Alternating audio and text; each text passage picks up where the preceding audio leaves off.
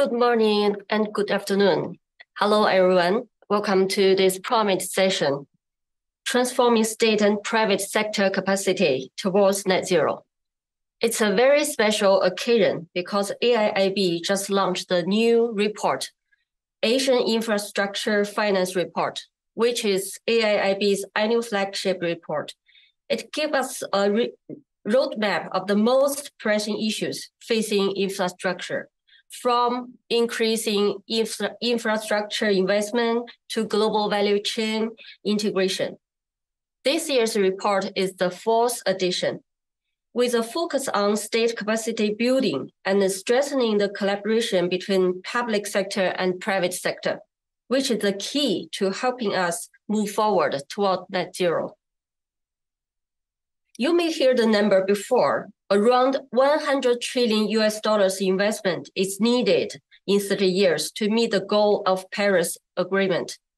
We cannot collect enough money and mobilize money into effective innovation without the close cooperation between the public and private sector. So let's find out why. I'll quickly introduce our four distinguished panelists here.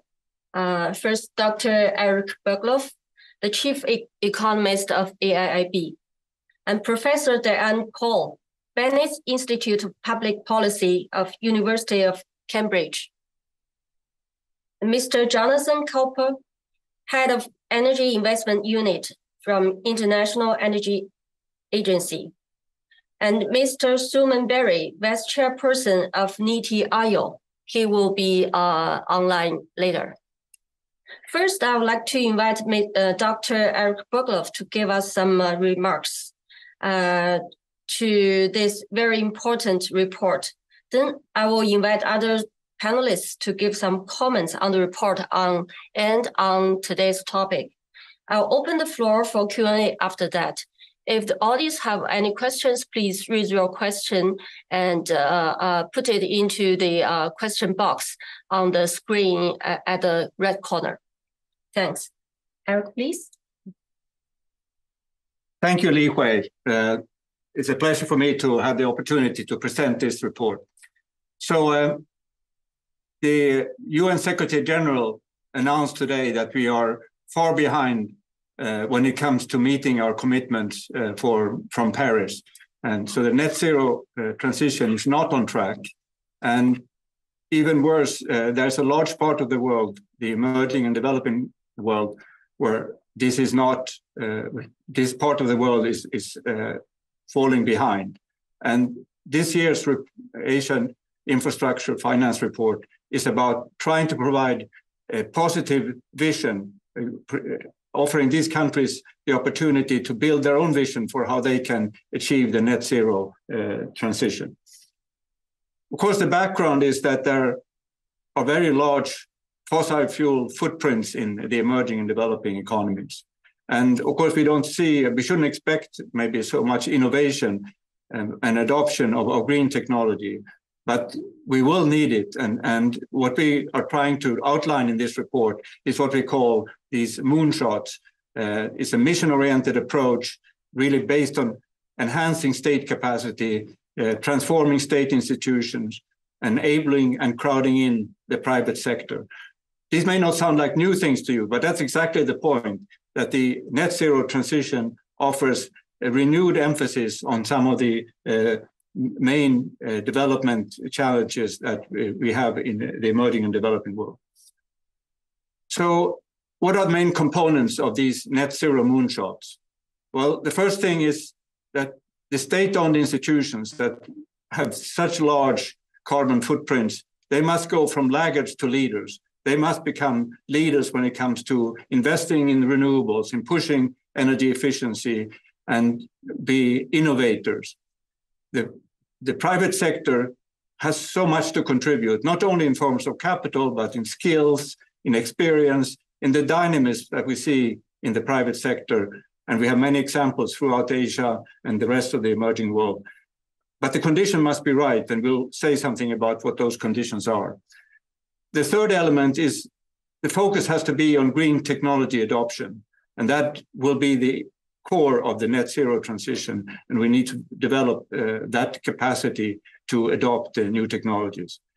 The green and one driver in this will be a meaningful carbon price. That will be a litmus test on the commitment to net zero. Every country needs to find its own way to build and establish a carbon price. But the carbon price will not be sufficient. We need also emission-driven coordination, and I'll give some elements of that in a minute. And finally, and this is going to be absolutely essential if this will be successful, we must take every effort to make sure that this transition is smooth and fair. And a lot of these changes will be very dramatic in individual institutions. We must reskill people. We must repurpose assets. We must find ways of transferring assets from fossil fuel sector to renewables and do it in a fair way. So let me just take a step back and talk about what is state capacity. Well, state capacity is, of course, the ability to raise taxes, but it's also the ability to provide the possibilities for long-term growth. And the foundation for state capacity comes out of trust in government and also the sense of having a common interest, that people believe that when they give up money to the government, they get something out of it. And this graph here just shows that people are much more willing to pay taxes for addressing environmental pollution if they have confidence in government in general.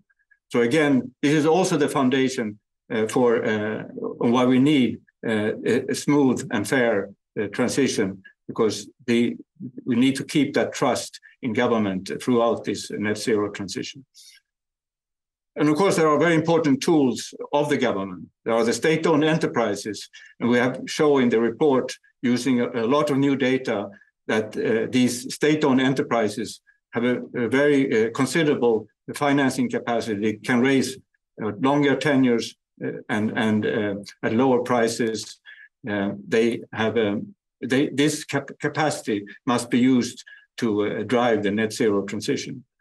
We also have the state-owned financial institutions that have a lot of developmental capacity. You have the commercial banks that are state-owned, but you also have specific state-owned institutions, national development banks, sovereign wealth funds, central banks. They must all come together and help drive the net zero transition. They must take on different projects, and particularly those that require very large investments and longer tenors. And of course, they should partner with the private sector, and that's going to be the theme throughout this presentation. And so one thing that really struck us when we were working with this report was, how overinvested the state-owned enterprises are in the fossil fuel sector, and it has continued to grow over the years. So we need to find a way of phasing out this dependence on fossil fuel in the state-owned enterprises. We need to find ways for them to go into renewables and invest in energy efficiency and so on. And we see many examples. Coal India, for example, is a good example, starting to find ways of investing in renewables. In China, we see similar examples. Very important that we don't just have the private sector investing in renewables. We also see that in the state-owned banks, when we look at comparing investments that are just private sector and investments that have state-owned banks, we see that those that have state-owned banks involved are much more likely to be involving oil and gas. So the same thing, they are over-invested state-owned financial institutions in the fossil fuels, and that needs to change over time. So if you look at these state-owned institutions together, we must get them to divest from fossil fuels. And of course, part of that is getting rid of all the fossil fuel subsidies that are there today. We must get them to participate in greening the value chain, so both the sort of physical value chains of production, but also the financial value chains, and making sure that these are all decarbonized.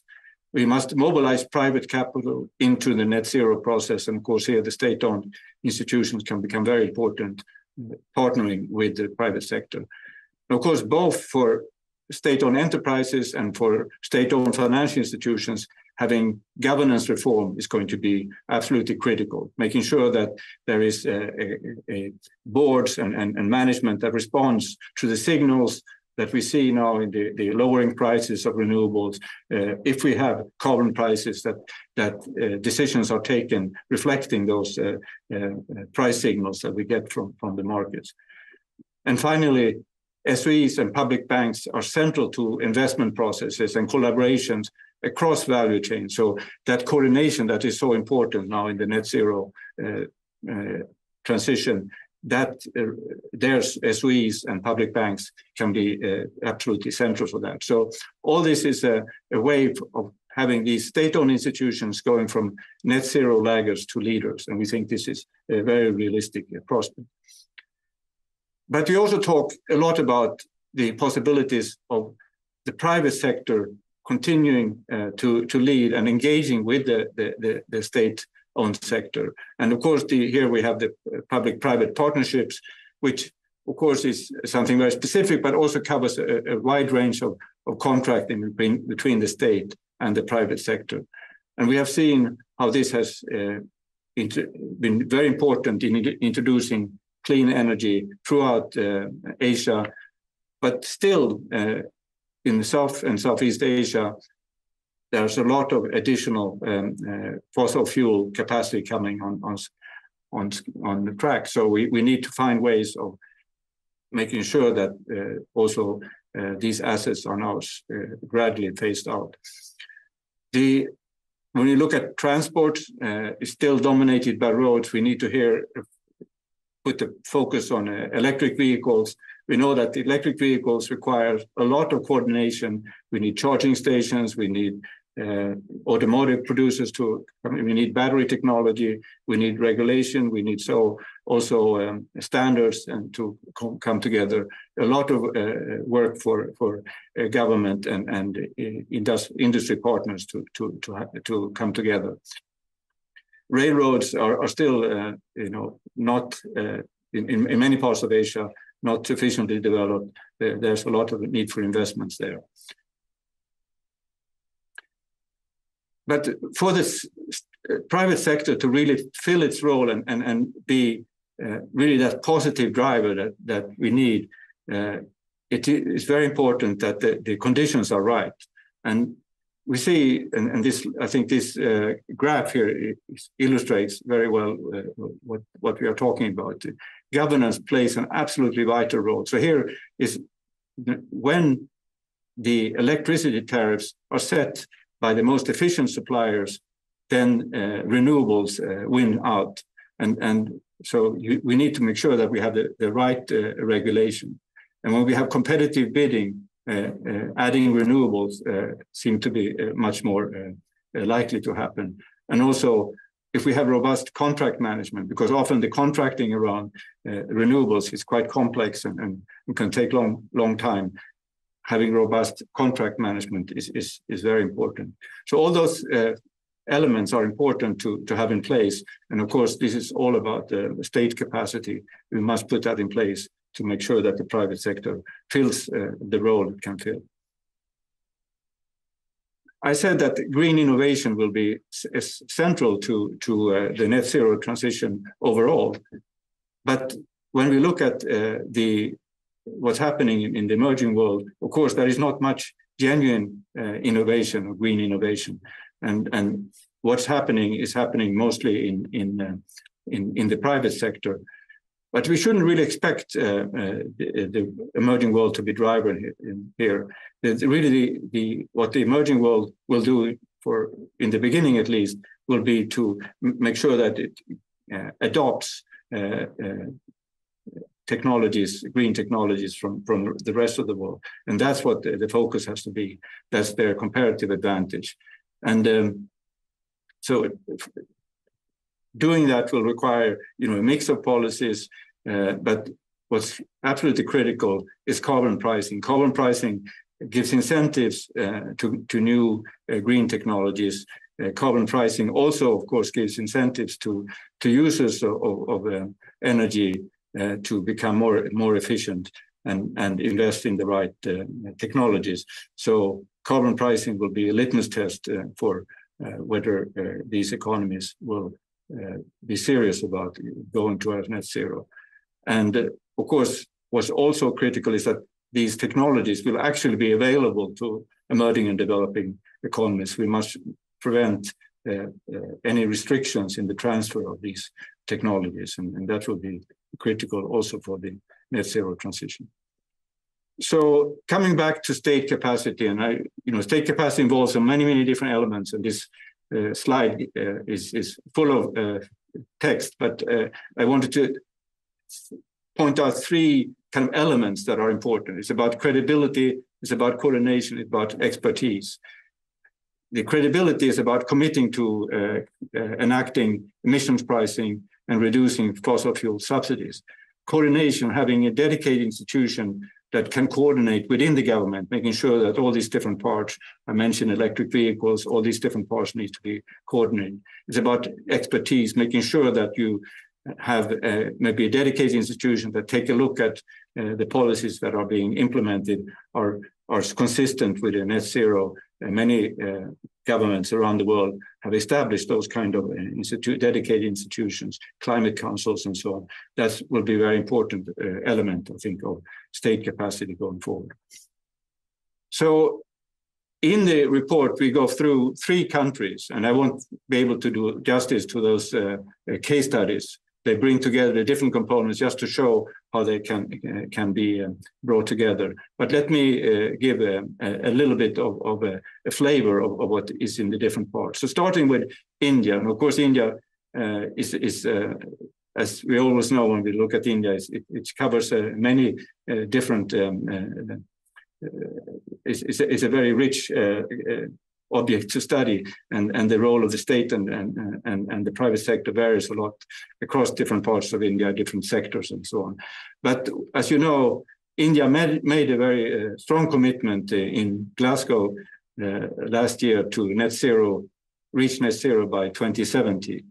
And of course, it faces a lot of challenges to really reduce its fossil fuel intensity. And that fossil fuel intensity varies a lot, we show in the report, across different sectors and across different states. So there's a lot of opportunities to learn across sectors, across states in India. And that, I think, can be a very important source of progress in India. What's also very striking, and others have noted this, but it is very striking how the private sector has dominated renewables completely. But it also created a kind of artificial distinction where the kind of state represents the fossil fuels and the private sector renewables. That's not a healthy long-term situation. So it's very encouraging that now some of the state-owned institutions are also moving into renewables. And of course, that should happen in a way so that it doesn't damage what the private sector is doing, but supports what the private sector is doing. Low carbon transport is still very nascent in India. EVs are growing quickly, but it's from a very low level. So that's an area that we think should be giving much more priority. Green finance in general is at the nation state as well. There's still modest credit to renewables compared to carbon, to fossil fuels. State-owned banks are actually quite important lenders to renewables, but private banks are getting increasingly involved. FDI inflows are into the non-conventional energy sector has increased, but they're still very small. Green bonds are emerging as important instruments to mobilize climate finance. We also looked at Indonesia, and of course Indonesia has gone through a number of different sort of experiments, and they have finally tried to put together SOE under state holding companies, and that has been a way to make these SOEs more efficient, and that there's now that the private sector has become more profitable and creating more efficient investment. PPP framework reforms have encouraged private participation, and mostly in energy and transportation. And the problem is that we don't see really that this impact, very positive impact from the beginning, has not really been sustained over time. So there's still room for more engagement on PPPs in Indonesia. So this, very briefly, of course, we have a much richer discussion in the report on the Indonesian experience.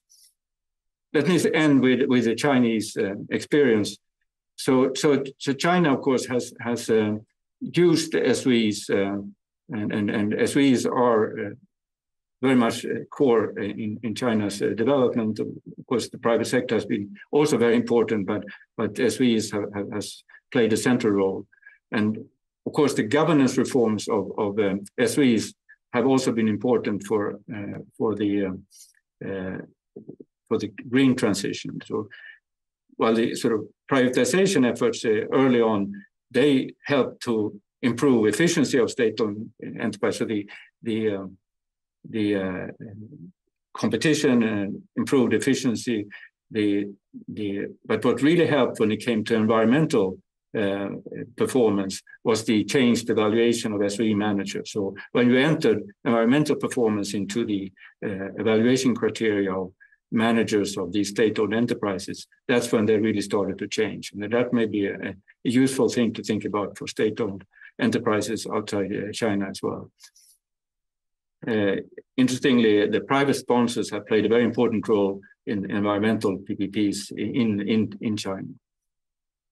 And it seems like in PPPs, there's also in China a quite sophisticated analysis of local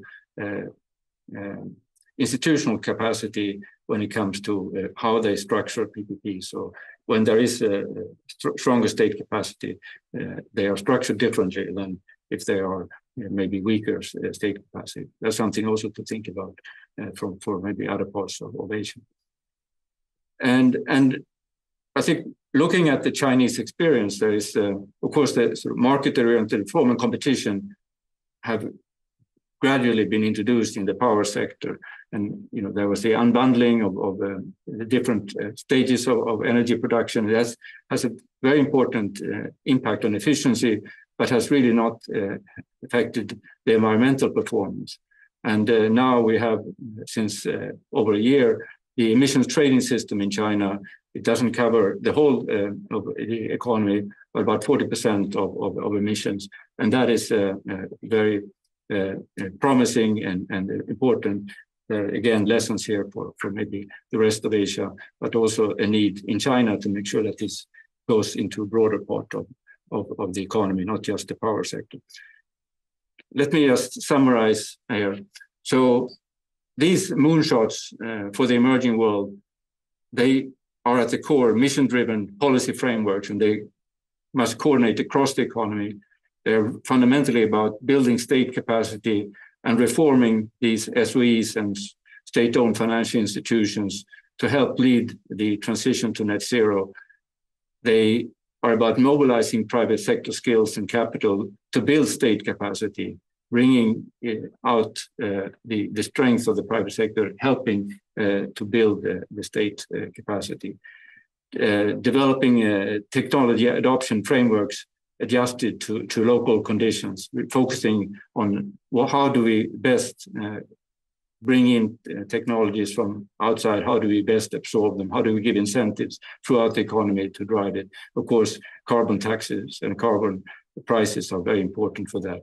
And of course, ensuring that this transition is smooth and fair, otherwise it might be reversed, and we need to keep an eye on that all along.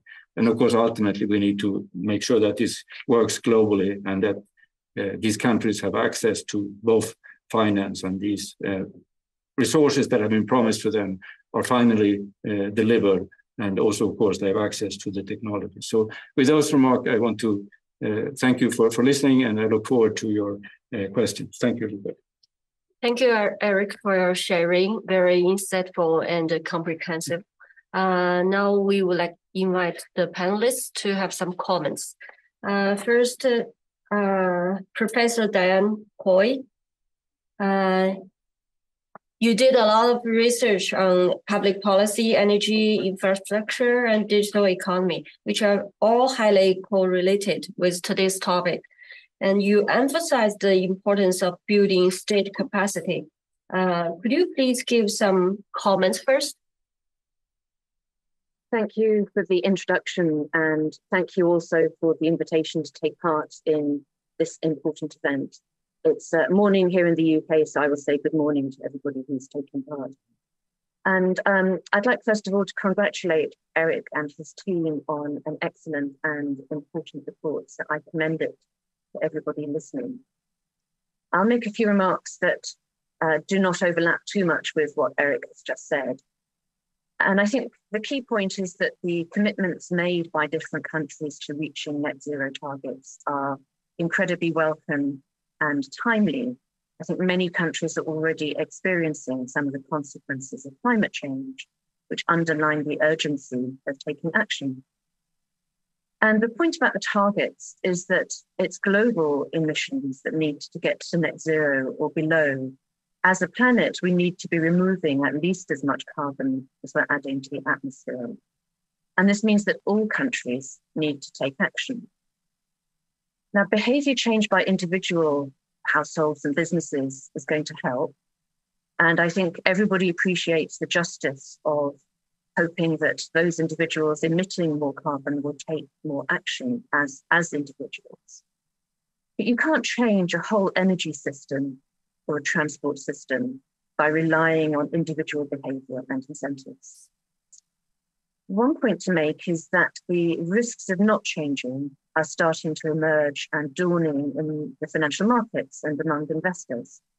A colleague of mine, Matthew Agrawala, and his co-authors have been looking at how credit ratings for sovereigns or companies need to change if they are going to truly reflect climate risk. That hasn't been priced in so far. That's starting to happen. And it underlines the costs of not changing. And that's the negative side of the story, the increased risks that the private sector and all of us are facing with actions and taking on climate change. But there's also a huge opportunity for lower cost energy. Recent work published by Professor Don Farmer and his co-authors underlined the importance of economies of scale and learning by doing in changing the costs, reducing the costs of these energy transitions, whether it's in energy systems themselves or in transport. And the government plays a really important role in trying to crystallize and bring about these trillions of dollars worth of reduced cost. So there are a number of things that governments can do to help bring this about. One of them is by setting standards and regulations. And there's a really interesting analogy here with the transition to mobile communication systems in emerging economies.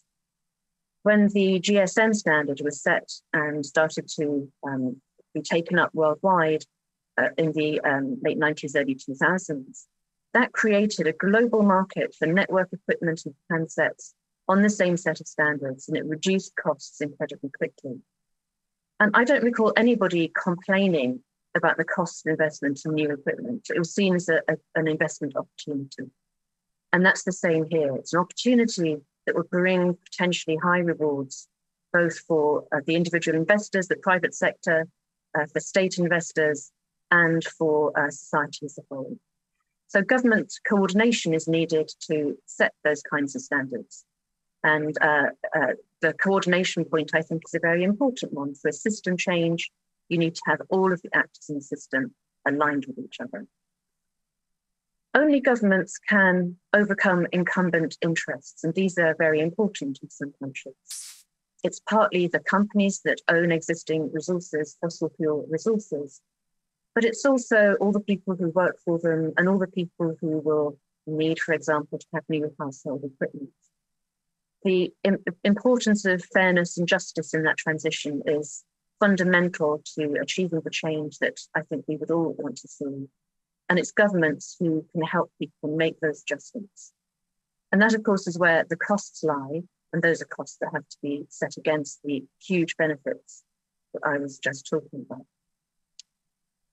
Only governments can make long-term infrastructure investments or enable the private sector to make those in partnership. Private sector investors need a faster return than is often the case with big infrastructure investments. And again, there's new research here by Professor Avner Offer that underlines the importance of the state role in delivering projects that have high but long-term returns and long-term payback period. And then finally, it's an important role for government to implement policies that can accelerate the change that we need. I think once upon a time, a few years ago, we might have thought we had longer to achieve the net zero transition. And now we're beginning to understand that the time frame is much shorter than we might once have thought.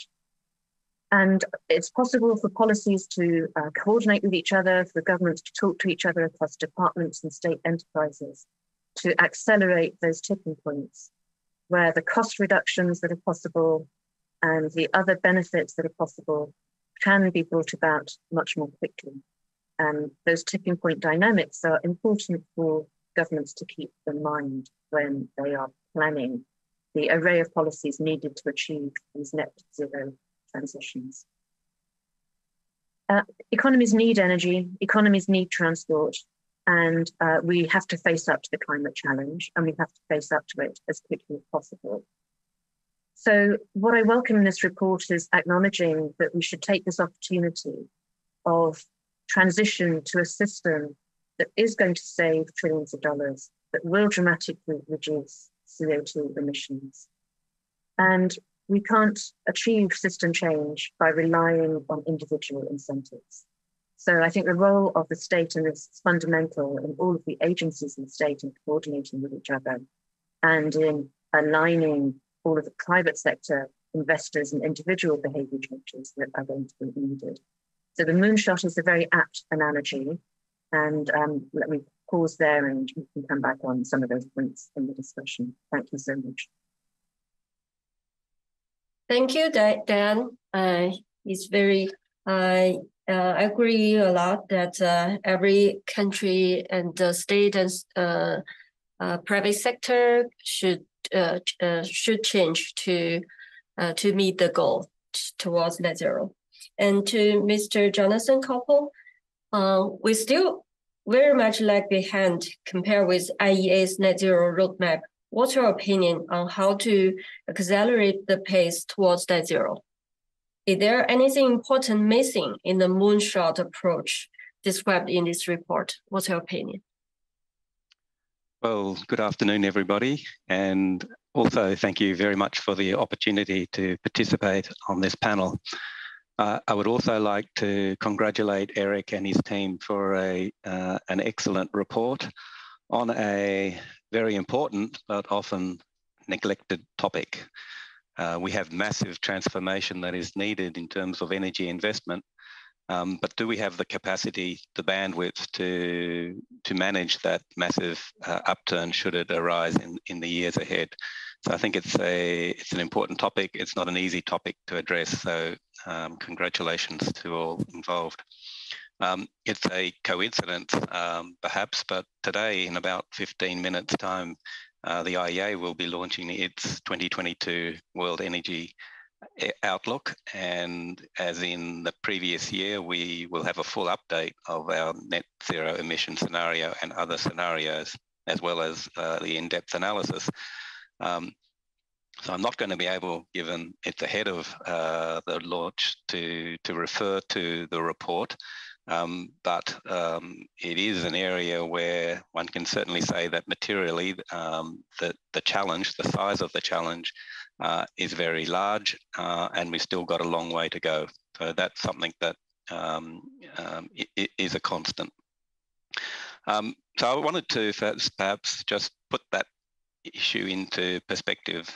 We talk about it as being a massive challenge, but what does that look like in terms of just a couple of numbers? And I'll do that from the perspective of the investment flows that are needed in renewables, technologies, energy efficiency. And the IEA tracks these capital flows into the energy sector, and this gives us a clear sense about the prospects for our climate and other policy goals.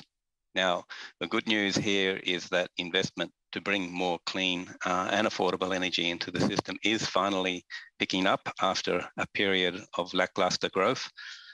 We are anticipating in 2022, $1.4 trillion US dollars spent on energy transitions, and that represents about a 10% increase on the previous year. However, as Eric has pointed out, this pace is certainly not quick enough to bring emissions down to the net zero by mid-century. In our scenario for net zero from the 2021 World Energy Outlook, we estimated that energy investment in energy transitions would need to nearly triple from that 1.4 trillion to over 4 trillion in 2030. So that gives us a sense of the massive scale. This is per annum. And the second finding, which is again being picked up by Eric in his introductory presentation, is the large regional variation that we see in terms of clean energy investment trends. So virtually all of the rise that we're seeing is so far concentrated in advanced economies and China. In other emerging and developing economies, this investment remains pretty much stuck at 2015 levels.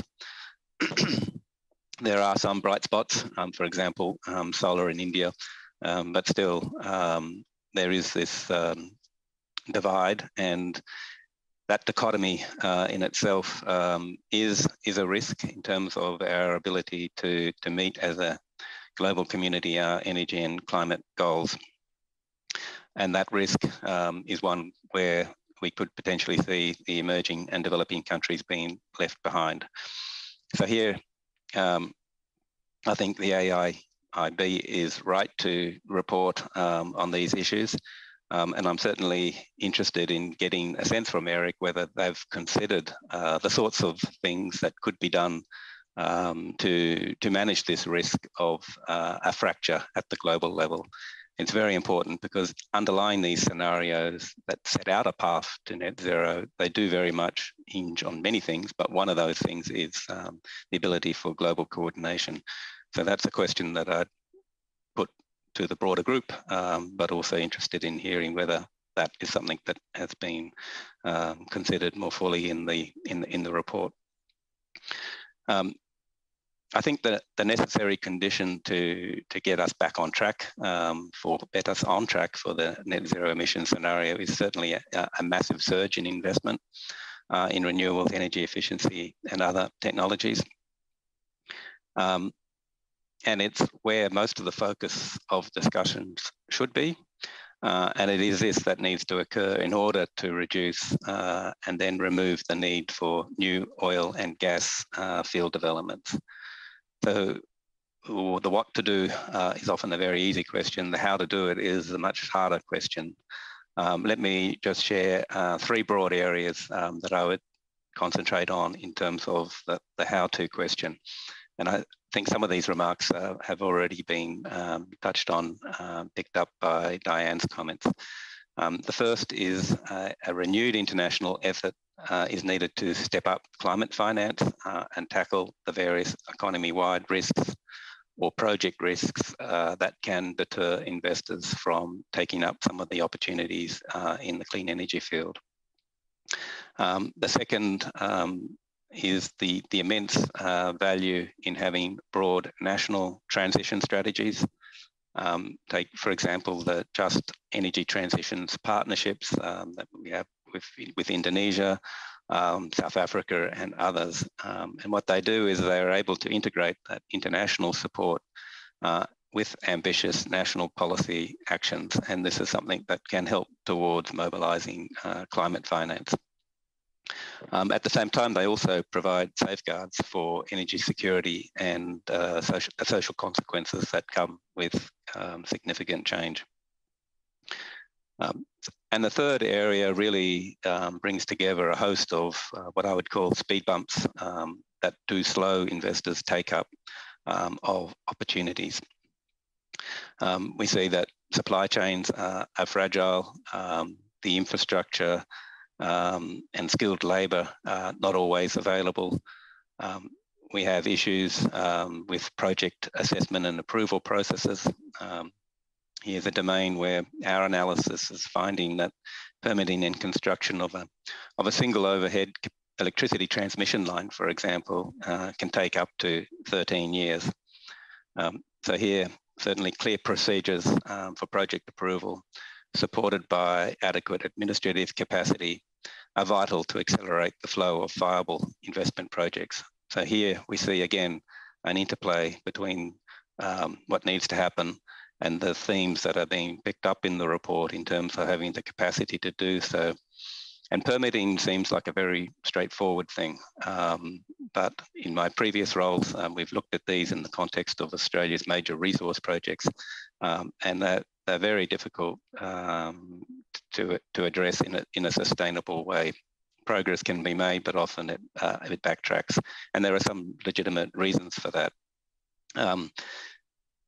The other issue here is one of administrative capacity. Often it is lower levels of government that have responsibility for some of the planning and the permissions. And it's often at the lower levels of government that you have weaker levels of capacity.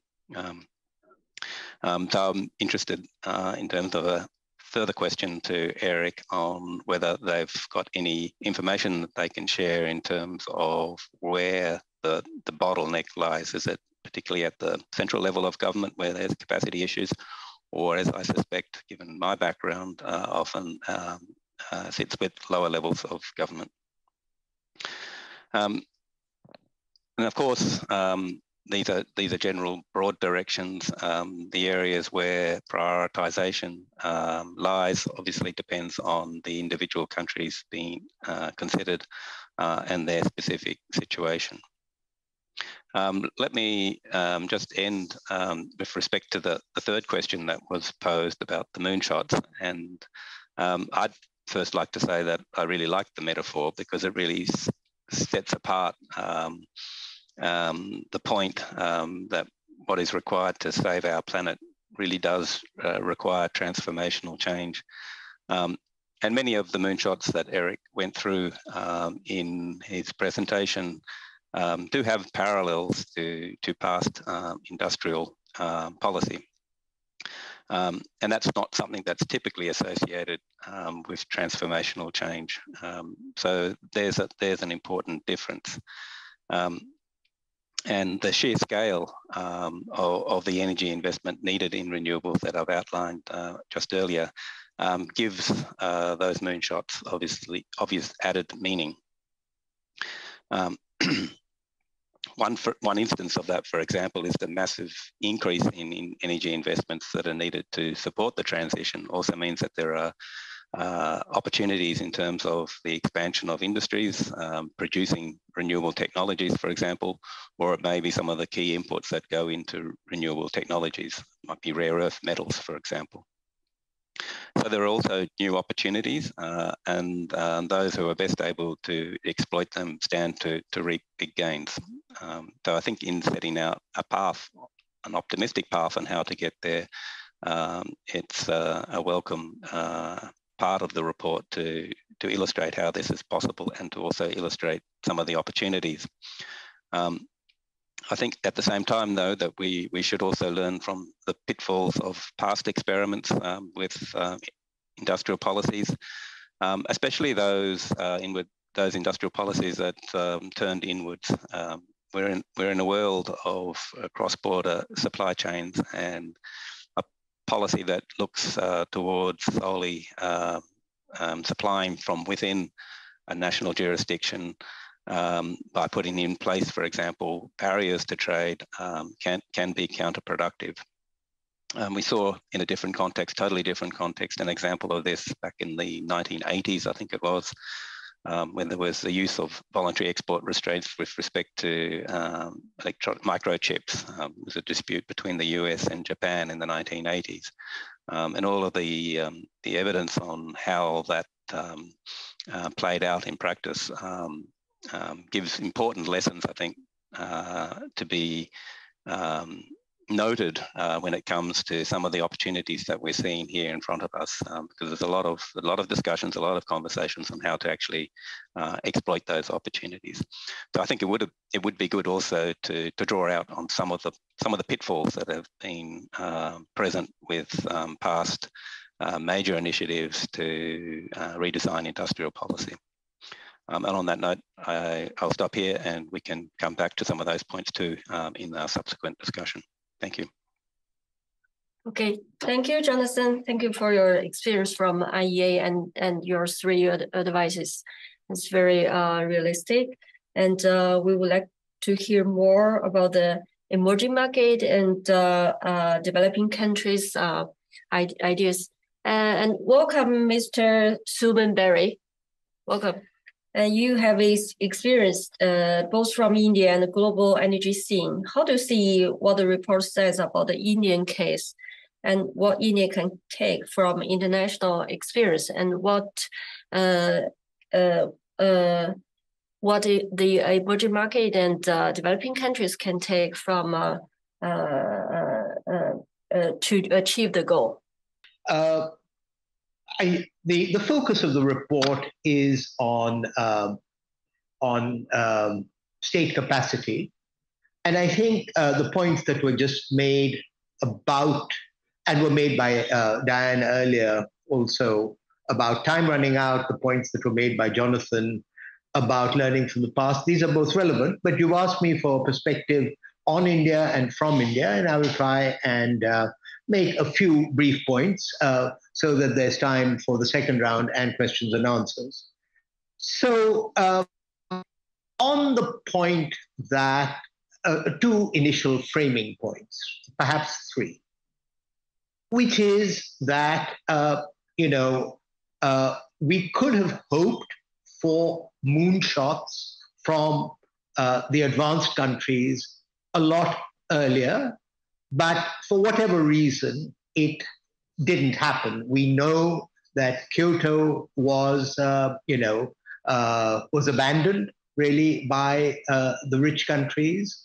We know that there has been substantial use of carbon space since Copenhagen.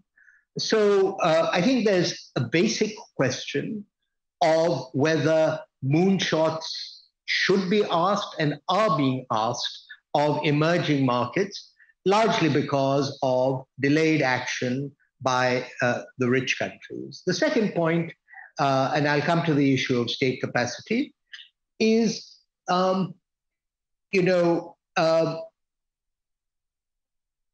risks of being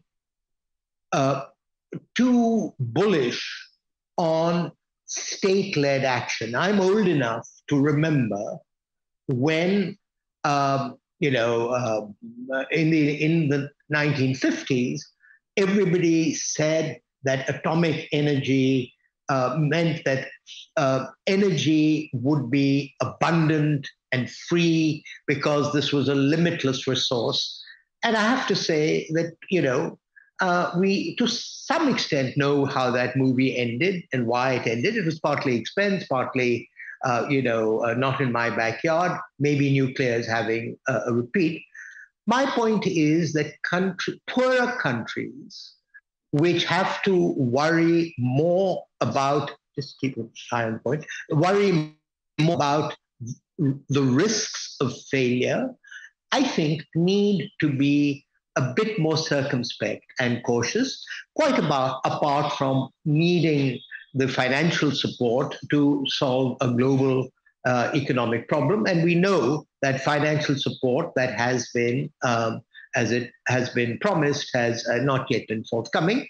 But we are, having said all that, let me stress points that the report makes, which is that India, both at the Paris COP and again at Glasgow, made commitments. It has fulfilled those commitments. It signed up after a lot of internal debate to a net zero target for 2070. And so the issue is not one of commitment, it's a question of fairness, realism, and priorities. And I'll just make a few points on each of those. First, I think much of the discussion in the development community is moving away from a single-minded focus on mitigation to an acknowledgement that basically, call it a just transition, call it loss or damage, that is essentially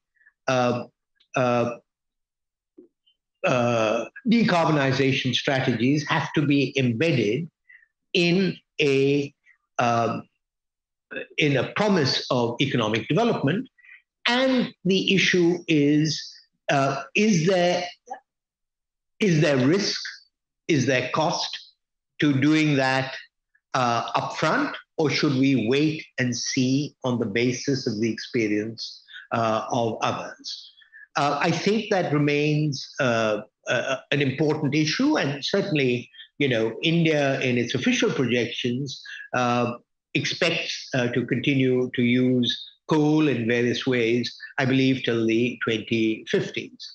So what I'm saying is that there is a doctrine of common but differentiated responsibilities, and I think the world community accepts that.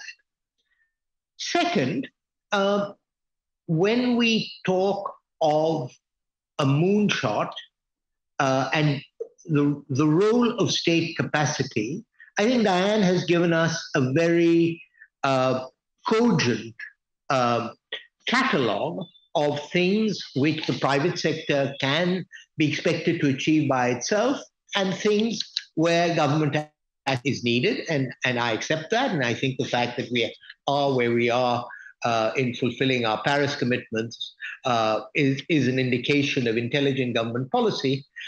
I would just make the point, and this to some extent refers to the PPP point in the report, that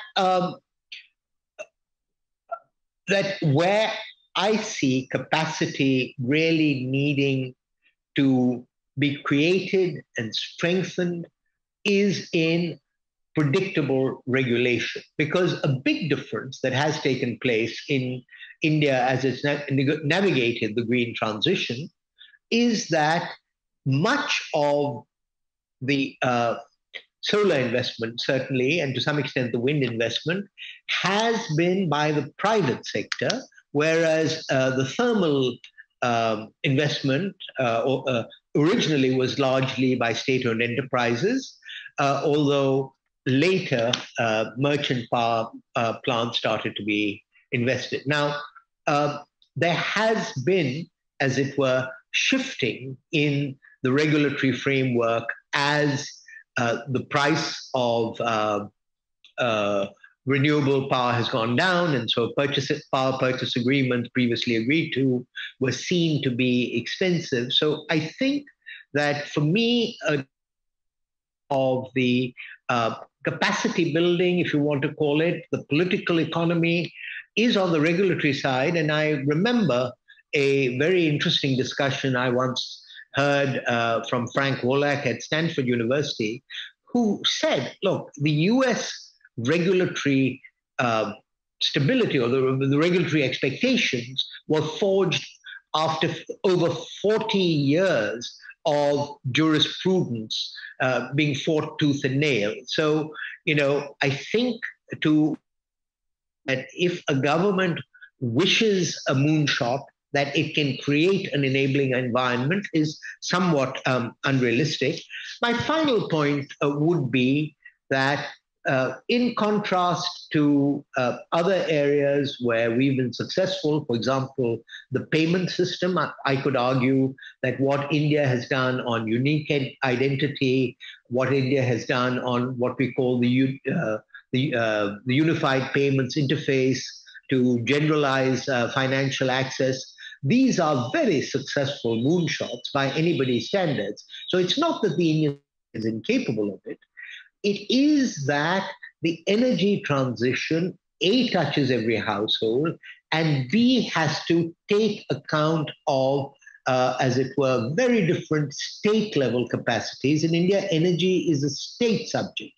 And so, how one creates those capacities, and I can tell you here in Niti Yoga, we're trying, that's an order of complexity quite different from something like even unique identity. So where do I come out? I come out, it has to be a mix between leadership from the public sector and response by the private sector. I come out saying that,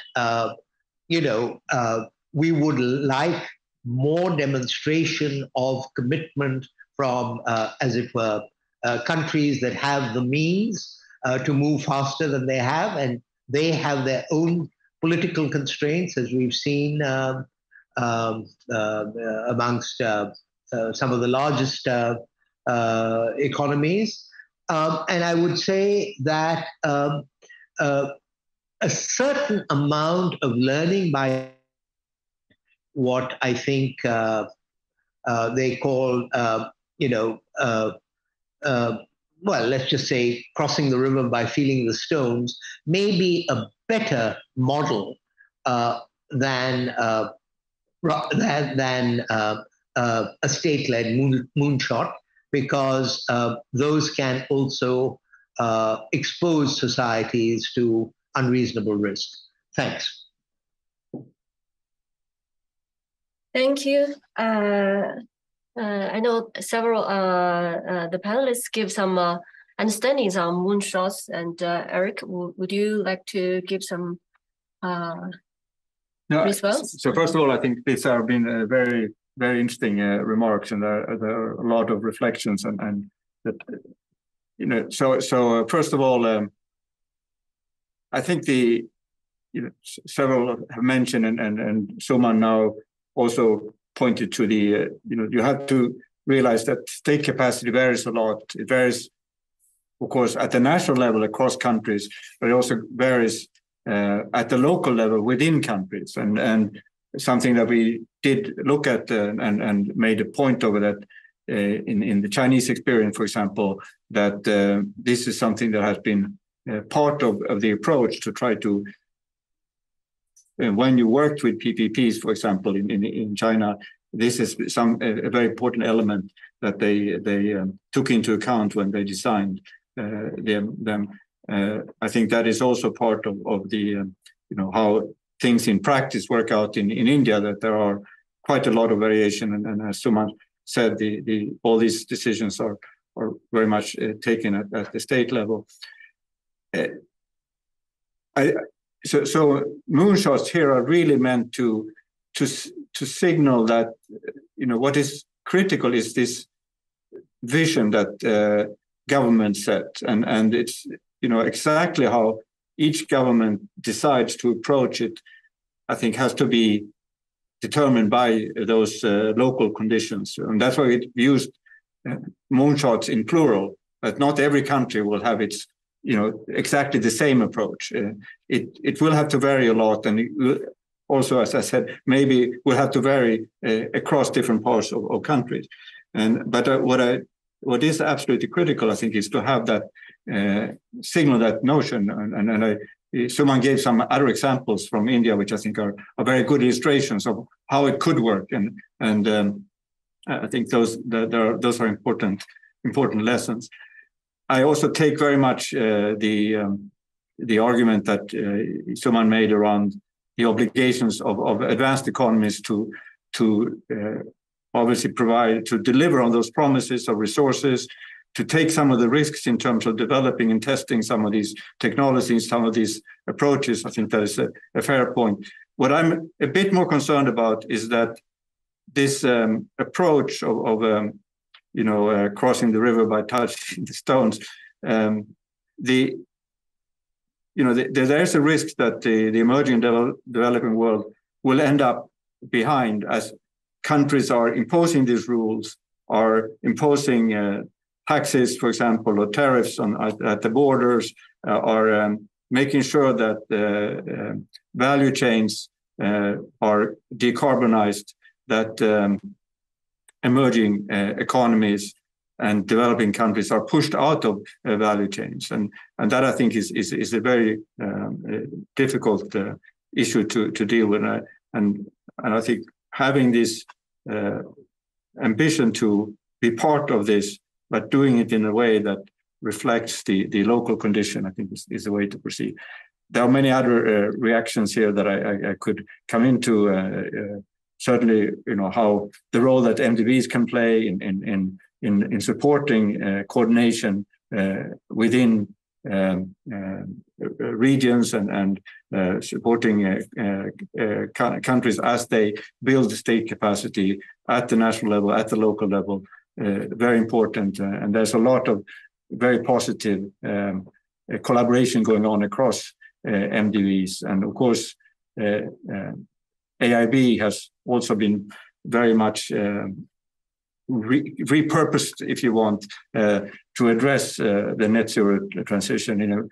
There's a much more emphasis on this than it was when AIIB was originally created. So these are just an example of how the net zero transition influences global institutions in so many ways. Thank you. There are risks and opportunities, and I would like to hear the idea from Diane. How can digital economy contribute to net zero? What a fascinating discussion this has been. I can't resist responding briefly to Jonathan and Suman. Jonathan underlined the scale of the investments that are going to be needed as part of the challenge. And Suman underlined the need for to be aware of the limitations of government capacity. And sitting here in the UK, I can tell you that we are very well aware of those kinds of limitations. I think the point is that the private sector investments will happen and they will take a leading role in the transition if they're confident that we will have that net zero economy within a reasonable time frame. And that's the importance of the moonshot framing for me, I suppose. It underlines the importance of coordination.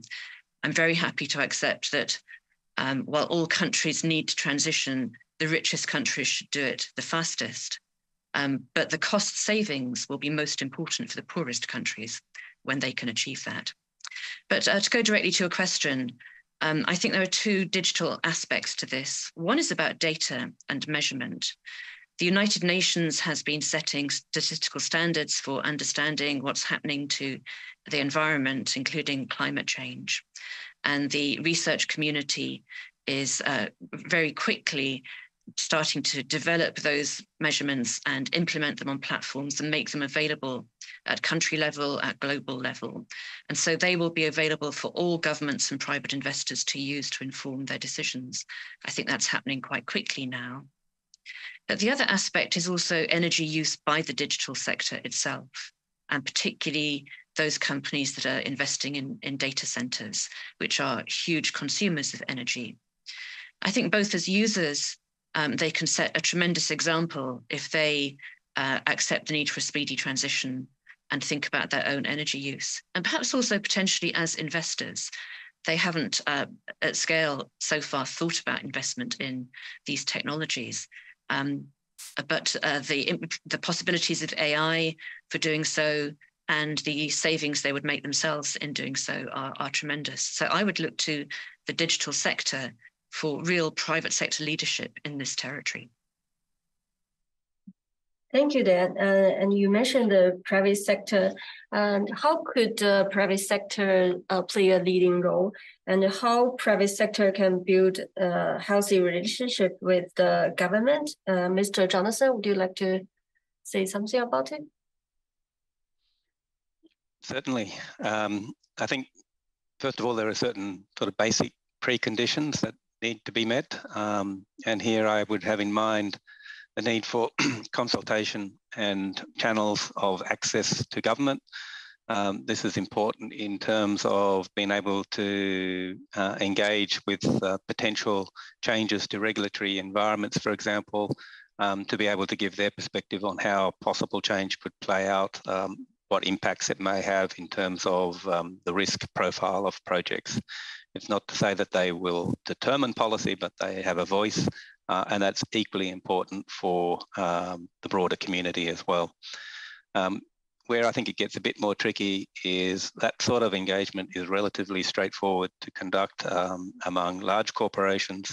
When it comes to the small and medium-sized enterprises, which are far more numerous, it's a trickier area to navigate because of capacity issues again, but also just in terms of other constraints on small and medium-sized enterprises.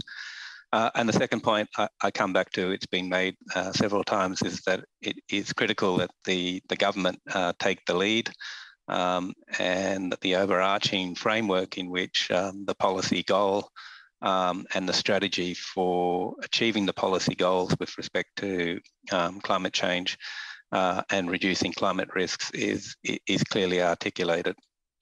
I think there are also issues of fiscal capacity.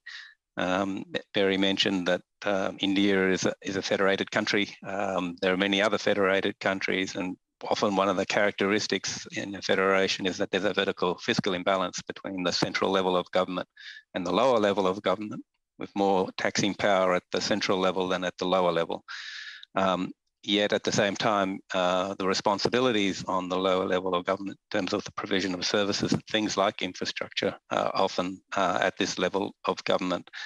And so there can be more severe fiscal constraints in terms of being able to facilitate and mobilise or leverage private investment in essential infrastructure associated with the reduction of, and needed for the reduction of emissions. And I guess the final point I would make is a way that I like to think about how private sector and government can cooperate is in terms of the risk profile, both real risks and perceived risks with projects. We know that the cost of capital in emerging and developing economies can be 2 to 3 times higher than it is in advanced economies. And this can then obviously then act as a brake on the take-up of investment opportunities, because there's a higher hurdle that needs to be passed.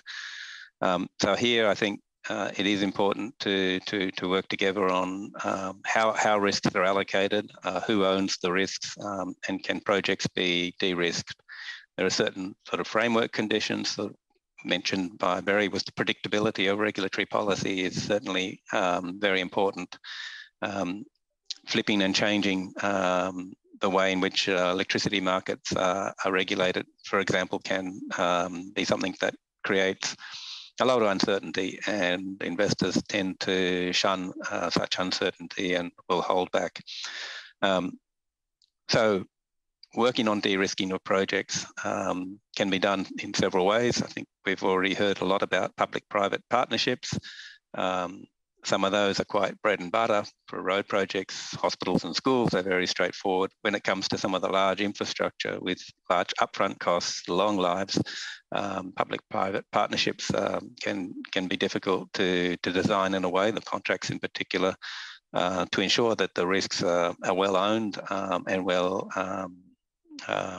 allocated to those who have got the best ability to manage those risks. And I guess the final point I would make here is the role of blended finance. Here, there are huge opportunities to associate finance with changes that provide a more stable investment climate or a better investment climate. lot of opportunity so far, a lot of talk about blended finance, but there are still fairly limited magnitudes of true blended finance in play, particularly in emerging market economies. So I think these are some of the areas that need to be focused on. Big challenge. Thank you. Mm-hmm. Thank you. To mention the challenge, I know there's the just the transition is extremely important, just like Mr. Suman Berry said, mentioned the India's 2070 goal. So what do you see what's your opinion about the just transition? And do you have any suggestions on the state and private collaboration? Thanks, Louis. Well, firstly, there was reference to the South Africa initiative that took place at Glasgow. I think it's a matter of public record now that at the G7 meeting that took place in Germany earlier this year, India agreed to cooperate with the G7 countries on a just transition package, which would be a package, but it's essentially, in a sense, finance to help ease the transition, particularly away from thermal. I think that the review of the documentation is taking place within government. I don't know whether anything will be out before Sharm el-Sheikh. So that is, as it were, now the bureaucratic definition of just transition. I think there is also what I talked about earlier, which is transition is necessarily the way I would put it. It is to make sure that compared to, if you like, a fossil-based trajectory for the elimination of energy poverty, that, as it were, you don't lose ground and you ideally gain ground in the switch from fossil energy to renewable energy, i.e. that that decarbonization is not on the backs of energy access at present. So that to me is the domestic concept of just transition, which is as important as the global concept that is reflected in the South Africa package and maybe the India package. Since this is a discussion that's being hosted by AIIB, and since AIIB and the World Bank, are institutions that operate at the state level, let me just say that the report that came out initiated by the Italian presidency and released during the Indonesian presidency of the G20 on rethinking, as it were, the deployment the deployment of capital by the MDBs. I do think that the MDBs have a potentially a very important role to play in hand-holding and making a subnational assessment of, as it were, a just transition state by state, more than perhaps, even an agency like Niti Aayog, because if one could come up with a template of, again, I don't like the concept green transition, of a state development strategy with avoided carbon. That is something under sector work and under lending that MDBs are in a position to do. I think we're more or less all out of time, but those would be a couple of my responses, Li Hui. Thank you, Suman. I just want to remind our audience, if you have any questions for all the panelists, you can read your question, submit it to the right corner, the question box. And I have one question for Eric first. And you mentioned a lot about SOE's role. There are still some concerns that SOEs will crowd out private investment. How should we position SOEs? Do you have any recommendations on which industry or which part of industries SOEs should enter into or stay far away from? Yeah, so I think it has been touched on, of course, in the discussion also that what's important is that there is a common framework, that there's clear regulations and that we have certain conditions in place, that the most efficient producers, that we have a sound procurement, that we have a contract management frameworks, all those things need to be in place. But yes, we do worry, of course, about sometimes SOEs or maybe often that SOEs can crowd out the private sector. But in this area, I have less of those concerns. I think the gap is so large, the challenge so large, that we need both the state-owned enterprises and the private sector. And actually, I think the message in this report, we need much more of partnership. We need more of PPPs. We need to think about how to use the private sector to make SOEs performing better and use them to reform the state capacity, improve state capacity. So for me, this is not the main concern here, that the crowding out. But of course, there's something one should be aware of always, but for this area, probably less so. Mm-hmm, mm-hmm. Thanks. And I have another question for the panelists. Could you briefly summarize the key bottlenecks of state-private collaboration? And could you give some suggestions on positive ways of to come over them? Diane? Okay. Sorry, can I respond to that? Sure, please. Okay. Sorry, Diane, I didn't mean to. No, this partly sort of builds on Eric's response to the earlier question. Look, at least each country, has its own style and media and all of that. Two realities about SOEs in the Indian context. First, I would say private entities are under much more scrutiny from shareholders, stakeholders, civil society than state organs. So if you actually, want of appropriate behavior, it's better for things to be taking place in the private sector. And we saw this very much when we went from having thermal plants almost entirely in the public sector to having merchant plants. The kind of scrutiny that the merchant plants were subjected to in the private sector was a whole degree higher than in the public. And there's a lot.